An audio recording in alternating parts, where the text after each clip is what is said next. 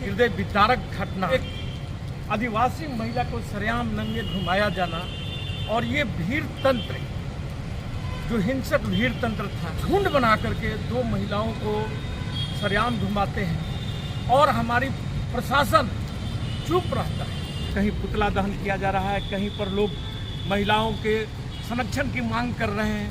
एक दिन प्रधानमंत्री के बोलने के बाद इस पर फिर कोई भी संज्ञान नहीं लिया गया। अभी भी वहाँ की मैटरें नहीं सॉल्व हुई है। लेकिन प्रधानमंत्री जी तो अपने मंत्री हो, जैसे आप देखे होंगे कि आप पहलवानों वाला में इस्तीफा नहीं हुआ, अब बेल भी उनका हो गया।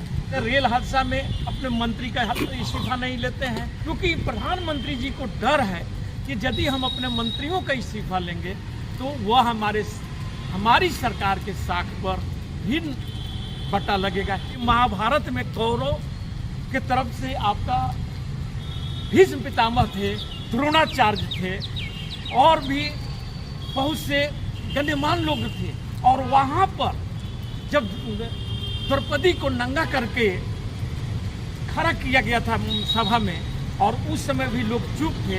आज सेम कहानी यहाँ पर ये हो रहा है कि भारत के जितने भी तंत्र हैं वह सब इस पर चुप है। ये जान लीजिए कि ये महाभारत काल को ही इस मणिपुर कांड में दोहराया गया है। जनता नंगे सड़कों पर घुमाई जाती है, उन्हें बम ब्लीचिंग किया जाता है। भीड़ तंत्र कहीं पर भी किसी भी व्यक्ति को एक उत्तेजित नारा लगा करके मार देता है, और हमारा ये भीष्म पितामह चुप बैठते हैं। ये हमारे द्रोणाचार्य रूपी हमारा चाणक्य है, वह चुप रहते हैं। लेकिन जब भाषण देने जाते हैं तो वह दूरबीन दिखाते हैं और बोलते हैं कि दूरबीन में देख लीजिए, कहीं अपराधी नजर नहीं आ रहे हैं।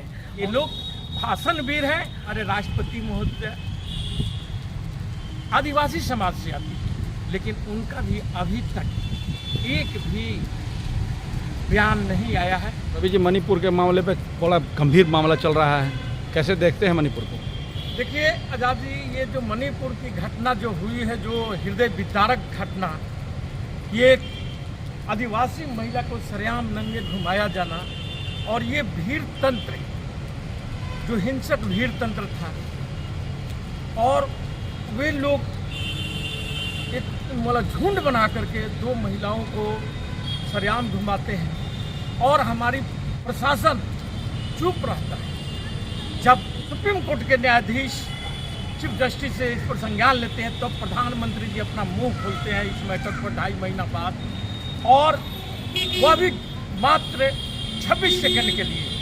आप उनका वीडियो को देख लीजिए कि जो भाषण दिए हैं उसमें मात्र 26 सेकंड का वह मणिपुर से संबंधित बात बोले हैं। बाकी वह सभी राज्य सरकारों को, विपक्षी राज्य सरकारों को घेरने का वह काम किए।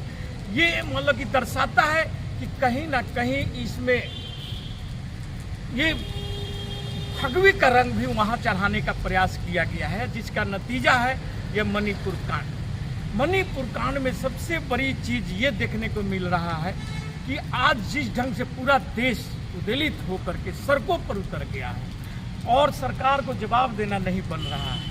आज आप देखे होंगे कि शिवसेना के सांसद जी ने जो बात बोले कि ये प्रयोजित वहाँ का हिंसा था, क्योंकि 2.5 महीना से जिस डबल इंजन की सरकार का नाम लेकर के ये लोग इस देश में मणिपुर पर चुप थे, प्रधानमंत्री चुप थे, वहाँ के मुख्यमंत्री चुप थे, और जब संज्ञान लेता है आपका सुप्रीम कोर्ट, तब ये लोग का नींद खुलता है। नींद खुलने के बाद भी इसमें आप देखे होंगे कि समाचार पत्र भी एनआई है जो हमारे देश के, वह इसमें मतलब कि आग में घी डालने का जो काम किया वह और भी सोचनीय विषय है। उनका जो फर्स्ट ट्वीट आता है कि उसमें मुस्लिम एंगल को जोड़ा जाता है। ये लोग शुरू से ही मणिपुर कांड को किसी न किसी ढंग से, जैसे आम और घटनाओं में भी किसी खास समुदाय को जोड़ने का प्रयास करते हैं, उसी ढंग से मणिपुर कांड में भी एक हमीद नाम के आदमी को जोड़ने का प्रयास किया गया। लेकिन बाद में फिर वही अपना रीट्वीट कर करके बतलाते हैं कि जन की हमारी गलतियां हैं ये, और माफ़ी मांगने का प्रयास किए। ये जानना चाहते हैं कि इतनी बड़ी संस्थाएं यदि इतनी बड़ी गलती करती हैं तो आम लोग क्या करें, और सरकार उस पर चुप रहती है। आज हम देख रहे हैं कि आप यहाँ के भी जो स्थिति है, हर लोग इस मामला को लेकर के दलित है, और कहीं पुतला दहन किया जा रहा है, कहीं पर लोग महिलाओं के संरक्षण की मांग कर रहे हैं, लेकिन सरकार इस पर अब भी एक दिन प्रधानमंत्री के बोलने के बाद इस पर फिर कोई भी संज्ञान नहीं लिया गया। अभी भी वहाँ की मैटरें नहीं सॉल्व हुई है और आज भी वह उसी स्थिति में यथावत है। अब तक दूसरे राज्य की कोई ये समस्या होती, विपक्ष राज्य की समस्या होती, तो वहाँ के मुख्यमंत्री को इस्तीफा ले लिया जाता, लेकिन प्रधानमंत्री जी तो अपने, चाहे उनका सांसद या मंत्री हो, जैसे आप देखे होंगे कि आप महिला पहलवानों वाला में इस्तीफा नहीं हुआ, अब बेल भी उनका हो गया 2-2.5 महीना के बाद में। इसी ढंग से रेल हादसा में अपने मंत्री का इस्तीफा नहीं लेते हैं, क्योंकि प्रधानमंत्री जी को डर है कि यदि हम अपने मंत्रियों का इस्तीफा लेंगे तो वह हमारी सरकार के साख पर भी बटा लगेगा। इसलिए चाहे वो जितनी महाभारत में कौरव के तरफ से आपका भीष्म पितामह थे, द्रोणाचार्य थे, और भी बहुत से गण्यमान लोग थे, और वहाँ पर जब द्रौपदी को नंगा करके खड़ा किया गया था सभा में, और उस समय भी लोग चुप थे। आज सेम कहानी यहाँ पर ये हो रहा है कि भारत के मुख्यमंत्री और सारे जितने भी तंत्र हैं वह सब इस पर चुप है। ये जान लीजिए कि ये महाभारत काल को ही इस मणिपुर कांड में दोहराया गया है, और जितने भी दिग्गज हैं जो अपने आप को 140 करोड़ जनता की आशीर्वाद मानते हैं, आज वही जनता नंगे सड़कों पर घुमाई जाती है, उन्हें बम ब्लीचिंग किया जाता है, भीड़ तंत्र कहीं पर भी किसी भी व्यक्ति को एक उत्तेजित नारा लगा करके मार देता है, और हमारा ये भीष्म पितामह चुप बैठते हैं। ये हमारे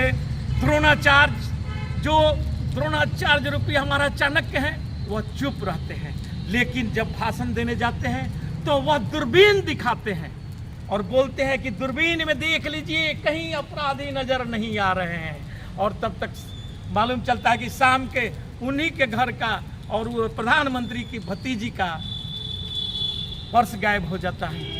ये हमारे देश की स्थिति है। ये लोग भाषणवीर हैं, इसके अलावा इन लोगों के पास कोई हद नहीं है, और जनता जो आगामी चुनाव में अपनी गलती कर चुकी है उसको अब ये तीसरी बार ये दोहराने की प्रयास तो नहीं करेगी, क्योंकि उस जनता को समझ में आ चुका है कि यह सरकार किसी भी स्तर पर, किसी भी एंगल से देखा जाए, ये समाज के लायक नहीं है। नहीं समाज की सरकार में सुरक्षा है, चाहे महिला हो, बेरोजगार युवा हो, या किसी भी समाज का, चाहे अल्पसंख्यक हो, आदिवासी हो, सारे के साथ में यही अन्याय है। आज हमारे राष्ट्रपति महोदय आदिवासी समाज से आती है, लेकिन उनका भी अभी तक एक भी बयान नहीं आया है। ये कहीं ना कहीं दिखा रहा है कोई ना कोई दबाव तो है हमारे देश पर, जो कोई तीसरी शक्तियां दबाव डाल रही है, जिसका यह नतीजा है। और इसी के साथ मैं अपने वक्तव्य समाप्त करता हूँ। जय हिंद, जय भारत।